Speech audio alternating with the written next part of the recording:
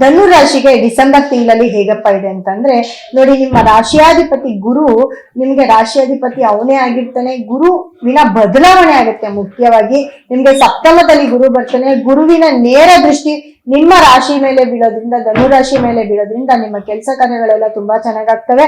ಅದೇ ರೀತಿ ನೋಡಿ, ನಿಮ್ಗೆ 3ನೇ ಮನೇಲಿ ರಾಹು, 4ನೇ ಮನೇಲಿ ಶನಿ ಇರ್ತಾರೆ. ಜೊತೆಗೆ ನಿಮ್ಗೆ 6ನೇ ಮನೆ ಅಧಿಪತಿ ಶುಕ್ರ. 6ನೇ ಮನೆ ಅಧಿಪತಿ ಶುಕ್ರ ಏನಪ್ಪಾ ಅಂತಂದ್ರೆ ನಿಮ್ಮ ರಾಶಿಯ 12ನೇ ಮನೆಗೆ ಬಂದಿರೋದ್ರಿಂದ ಧನು ರಾಶಿಯವರು ಎಲ್ಲೋ ಒಂದ್ ಕಡೆ ದುಡ್ಡನ್ನ ಜೋಪಾನವಾಗಿ ನೋಡ್ಕೊಳ್ಬೇಕಾಗತ್ತೆ. ದುಡ್ಡು ಕಾಸನ್ನ ಕಳ್ಕೊಳ್ಳೋದಾಗಿರ್ಬೋದು, ಅಥವಾ ನಿಮ್ಮ ಮನೆಯಲ್ಲಿ ಯಾರಾದ್ರೂ ಕಳ್ತನ ಮಾಡೋದಾಗಿರ್ಬೋದು. ಯಾಕಂದ್ರೆ ಕುಜ ಕೂಡ ಅಲ್ಲೇ ಇರ್ತಾರೆ. ಸೂರ್ಯ, ಬುಧ, ಕುಜ ಮತ್ತೆ ಶುಕ್ರ 4 ಗ್ರಹಗಳು ನಿಮ್ಗೆ 12ನೇ ಮನೆಗೆ ಬಂದಿರೋದ್ರಿಂದ ಎಲ್ಲೋ ಒಂದ್ ಕಡೆ ನಿಮ್ಮ ಮನೆಯಲ್ಲಿ ಕಳ್ತನ ಆಗೋದು, ಅಥವಾ ನಿಮ್ಮ ಮನೆಯಲ್ಲಿ ಗ್ಯಾಸ್ ಸಿಲಿಂಡರ್ ಬಸ್ಟ್ ಆಗೋದಾಗಿರ್ಬೋದು, ಬೆಂಕಿಯಿಂದ ಅಪಘಾತ ಆಗೋದಾಗಿರ್ಬೋದು, ಅಥವಾ ಕೈ ಮೈ ಸುಟ್ಕೊಳ್ಳೋದಾಗಿರ್ಬೋದು. ಪ್ರಯಾಣ ಮಾಡ್ಬೇಕಾದ್ರೆ ತುಂಬಾ ಕೇರ್ಫುಲ್ ಆಗಿರ್ಬೇಕಾಗುತ್ತೆ.